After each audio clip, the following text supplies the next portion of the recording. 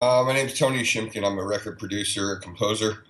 I've been working in this business since I'd say my sophomore year of high school. I began working in a recording studio called Soundworks, which was located in the basement of Studio 54 in Manhattan. And I guess before it was a primarily a dance remix studio, Donald Fagen's The Nightfly and Steely Dan's Aja were recorded there. And I spent until about I'd say around 1990, 89, I became an assistant engineer in the studio and an editor. And I was working on a lot of big dance remix projects. I paired up with a producer named Shep Pettibone at the time, started working for him after doing a few remixes for Madonna. And we went to work on some more work for Madonna, Mariah Carey, Janet Jackson, Paul McCartney, and a ton of other big artists, and began working on the writing end of things. So we wrote about 7 songs for Madonna's Erotica album. Worked with Taylor Dane at that time and Kathy Dennis and several other artists. And that was really the start of the music career for me as far as production and writing. And then I'd just say for the last 15 years or so, I've been doing a lot of music for advertising and sync placements and work with music supervisors.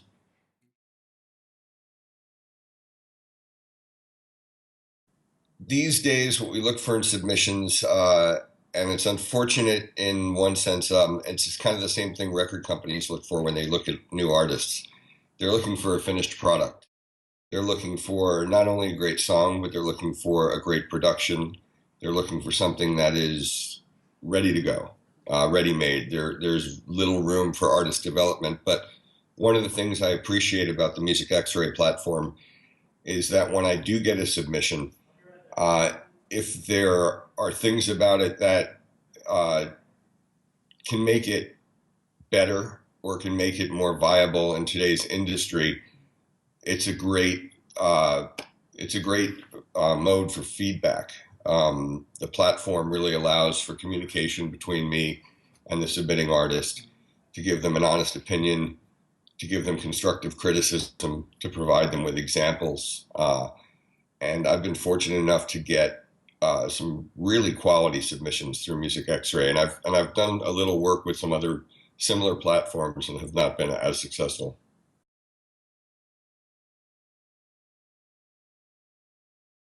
First and foremost, I try to reply to it as timely in as timely a manner as possible. Um, I know it's important when people send out their material, when they spend their hard-earned money to have professionals listen to their music, that it is taken seriously. Um, so I tend to put out very specific requests, along with some general requests, because the sync business in this industry right now, and as far as what TV, film, video games, and advertising are looking for, is so wide open that I do have room to accept kind of just big open submission requests for syncable, licensable, placeable music. Um, so if somebody submits something with me, I'm going to listen to it quickly. I'm going to reply to them quickly, and every so often there are people I can establish a kind of a long term ongoing relationship with. Um, I can trust them, or I can steer them in the direction of how to work to picture, which a lot of people don't know how to do. Because sometimes they're really good at what they do as far as the craft of writing and producing music, and I can guide them in how to improve their skills on working to picture. Because sometimes I might have to send them actual advertising picture that's in the works and say, now I need you to craft your music to this specifically. I use Music X-Ray, one because the quality of the platform, to the reach that they have, it really brings me the best. I believe in the monetary aspect because it weeds out some of the material that just may not be ready to be sent out yet.